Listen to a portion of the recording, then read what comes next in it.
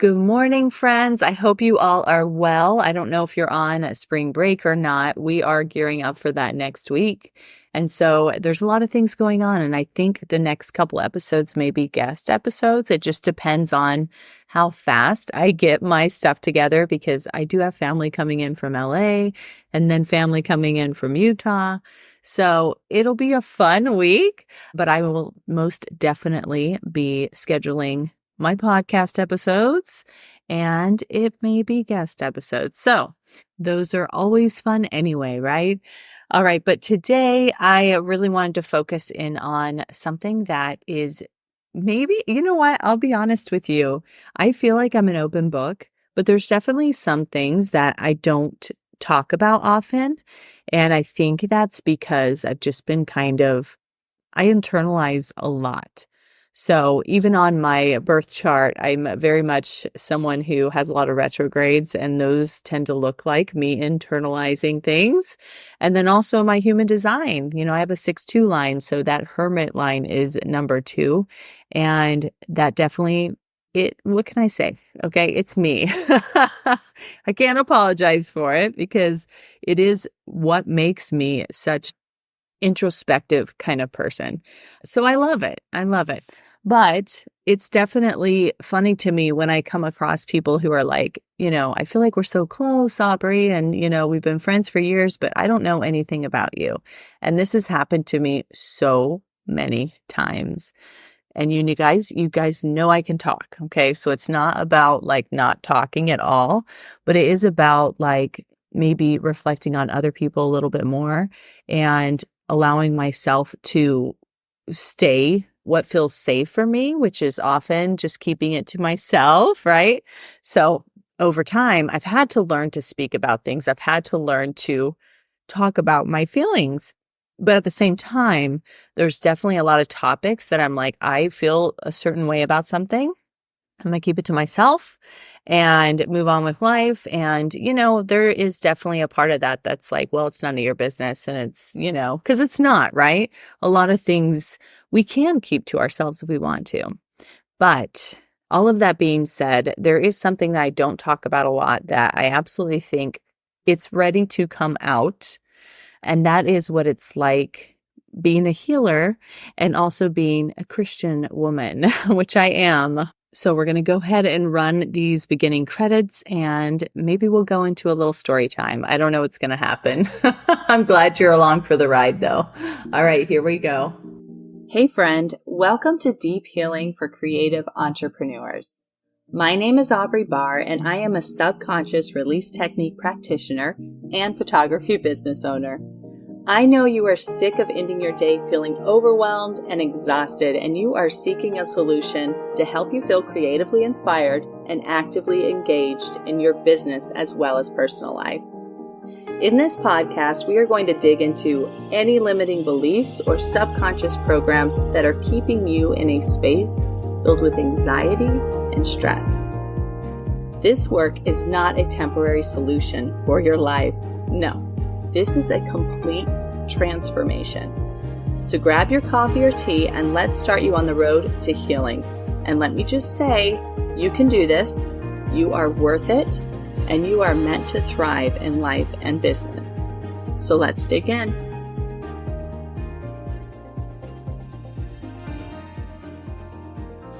The biggest reason why I want to talk about this today is because I have, over the last couple years, seen countless comments and, questions and concerns and opinions from other Christians saying that doing anything like what I do is, I don't know if I want to use the word blasphemy.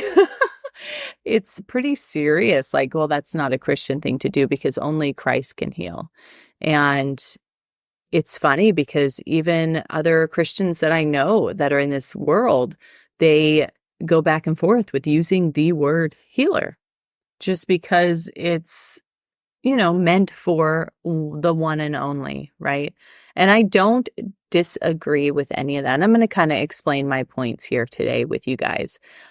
First off, I do want to say that I believe in personal revelation. And so in my world, what that looks like is that I am able to connect with God and Christ, and I'm able to make my own decisions based off of what the answers are that I get directly. So in other words, I don't need to talk to a bishop or a pastor or a preacher in order to get any of these answers. I mean, I'm open to it if I need to, but basically, I have this open conversation with God where I can pray and I can ask for things. I can pray and I can thank for things, and I feel a connection there. And so that means that I can get ideas and direction myself, right? I don't need to go through someone else. And a lot of people do believe that, but they don't realize it, right? And then some people think that there's no way for us to do that. That's not possible. We have to follow a certain organizational kind of rule about things or something like that. But I believe we all can get that connection. I believe that we all can receive answers that way. And so what I find useful in my life, what I choose to do in my life as a Christian woman is always going to be what I directly feel like I need to do. And so I go in prayer all the time. I go in meditation all the time. I receive answers that way. I'm going to give you guys an example. So a few years ago, I think it was 2018 was the first time I received my Reiki 1 practitioner. And that was huge for me. It's crazy. I mean, if you do some Googling, you will find that there is a definite line that gets crossed somewhere in there when you decide to train as an energy worker and you're also Christian. I found it to be, like I said, everything is a personal decision. Okay. So for me, I hem and hawed over whether I should do this. I felt a pull towards it. And then I thought, well, if this is for me, then I need to pray about it to make it feel good, because I'm being told that this work is not things for Christians and this is very bad and there's a lot of evil and all of these things. And so I personally prayed about it. And the answer I got was, this is for you. And I said, okay, I'm going to do it then. And I felt really good about it. I felt settled. I felt like, okay, I mean, I don't know what other answers other people will get. Maybe you're out there and you feel like you've been told to avoid these things, and that's totally fine. Like, we're all different, right? Our capacity is different. Our ability to tell right from wrong or good from bad, right? All of that is different depending on who you are. So for me, though, this was a definite yes. And so I pursued that Reiki 1 and 2, and then later I got my Reiki master. And that was a big deal for me because that was me going against the general idea because it felt good and I got the answer that I should. And I will say that getting my Reiki master certification definitely turned something on inside of me where I realized that we are not sent here to suffer. And I know that that is a general idea that a lot of Christians believe, that we're here so we can suffer and be tested and, and all of that good stuff. I could go on for hours, right? But I also believe that we're here to experience life. Like, look what God created. He created all of this for us. And honestly, if we allow ourselves to, there's so much to explore. There's so much happiness to be had. There's so much joy. Even in the sorrow, there's still things that are joyful. People who are grieving find so much solace in being able to, see a butterfly that reminds them of their loved one, or, catch a glimpse of a rainbow, right? There's so much beauty out there. And I believe that we are meant to experience it to its fullest. Now, there's this whole idea around Christians, and I'm not calling any out, but there is definitely this idea that not only are we meant to suffer, but that the only pathway towards healing and feeling whole again is Christ. And I believe that that is true on a point, but I do think that there's so many people out there that need a little bit of release. They need a little bit of relief in order to see that light, in order to go into a direction that's more Christ-like. There's so much trauma in our world. It's hard. It is hard out there. Okay. And I'm going to admit that. But I know that some of the work I've done with people to help release some of these big emotions has allowed them to see hope in things. That is just a fact. That is something that almost all of my clients tell me, right? So there's this whole idea that we're just supposed to sit around, read our scriptures, and just wait for the healing to come, right? Like every day we read a little more, every day we journal a little bit more, we're praying, all of that stuff, and we're just waiting for the healing to come. And my point is that sometimes we have to take action, right? Action is also in the scriptures. It also talks about how we are supposed to go in that direction with faith that we shall be healed, right? So why are we not taking that action? Why are we running from things that possibly could help us even on that same path? That part is really odd to me. I know in my life, I started as a massage therapist and then, I kept doing other classes and I got where I felt like I had everything down on the physical side that I needed to expand to the energy side because that was literally the next thing. And I had to get my CEUs. And that's when I started into energy work and I realized there's something more to it. So I did not wake up 20 years ago and say, you know what I want to do? I want to heal people. Like, I didn't do that. I knew I loved working with people. I knew I wanted to help people, but I had no idea where this path was going to lead me. It wasn't my ego that brought me into energy work and brought me into subconscious work. It was always the direction that I felt God was telling me to go in. And as I've cultivated all of that, I know now that not only was this the right path for me, but I've also been given spiritual gifts. And what gets overlooked is that spiritual gifts exist. You have all these, I don't want to say hardcore Christians, but there is definitely a group of Christians of all different denominations that feel like anything to do with spiritual gifts or healing or energy work, all of that is like evil, right? It's bad. It's a bad influence. It's, it's the fruits of the devil, right?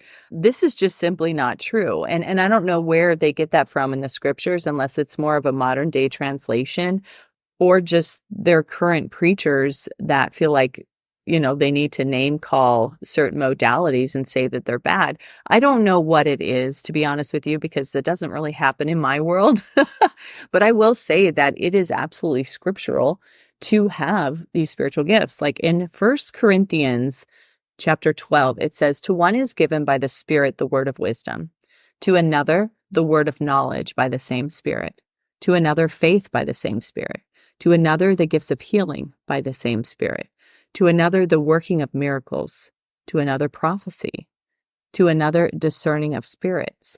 It goes on, right? These are all spiritual gifts listed in the scriptures. So why we shame people, especially other Christians, for being involved in that world is honestly just weird to me. It doesn't make any sense. Somebody higher up said, no, don't do this, run from this, hide from this. And I get that there is definitely a level of scam out there, but there's a level of scam in everything. There's just nothing is really cut and dry, right? And there's definitely, it's not just the scamminess that can come out, but also like people think, oh, there's a big fear. That's what it is. It's a fear that when we tap into that side, we open ourselves to other things. And this is probably true in a lot of ways. And there's certain things that I do not touch nor go near at all, right? And that's totally fine.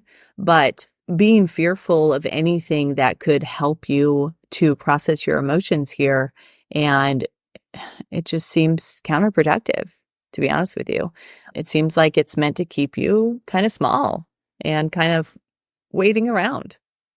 And the reality is that even though you think you're protecting yourself, you're not avoiding energy, right? Energy is everywhere. You decide not to tap into it. You decide not to use it for good. That's fine. Like everybody has their own choices to make there. But this idea that you're avoiding it is not true. It's there. You can't avoid it. I already talked about this earth, this beautiful world that we have that God created for us. Everything has energy in it. Okay. Even if you don't know that, it's true. And that's part of God's plan. That's part of what he created for us. He didn't create a world that was only of things that we see, right? There's a lot more that we can't see. There's a lot more that our spirit can pick up on that we're like, I don't even know where that came from.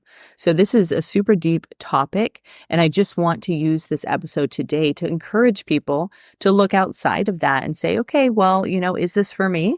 I would ask you to prayerfully consider that maybe there's some more healing that you get to do based off of this kind of work.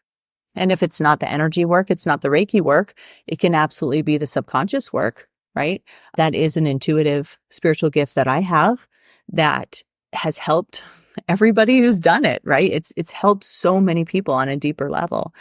I have so much more that I want to talk about in this topic, but I want to keep this somewhat short today and just leave you with those words and encourage you to receive your own personal revelation on things instead of just writing it off because someone told you something was bad. Just consider it. And you may get the feeling that it's not for you. And that is 100% okay. Like, I want you to know that if this isn't for you, that is okay. Like, there's nothing wrong with it. It doesn't make you wrong and me right. It just means that you're learning to listen to your own guidance, right? It really has nothing to do with me.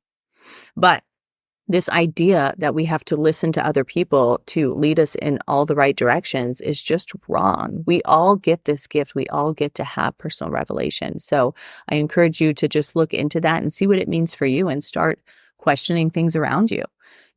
Say, okay, is this for me? Just because so-and-so likes it, do I have to like it, right? It goes into so much more when we learn to listen to that. And not only that, but you guys, it will give you confidence. Okay. It gives you so much more confidence in your decisions when you have that spiritual backing, when you have that, heck yes, this is what I want. This is what I need. This is for me. When you have that in your heart, you feel so confident about that choice that you don't look back on it and regret it every second of the way. You may regret it sometimes, but not the whole time.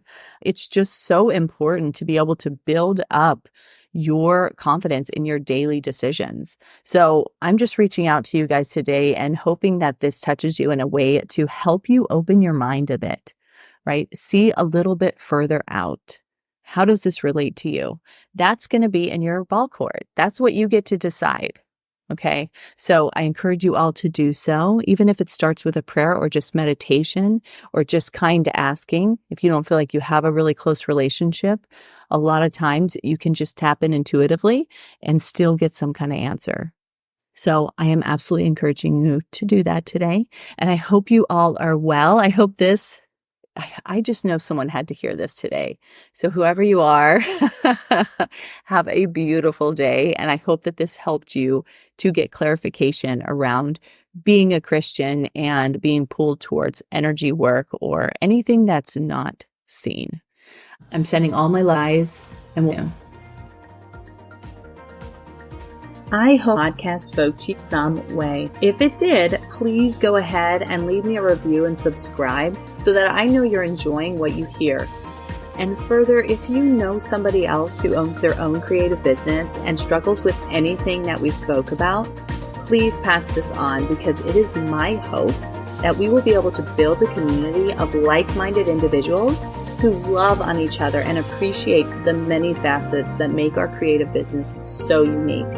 And lastly, check out the show notes to find my free Facebook community and other useful links to work with me. All right, friend, see you soon.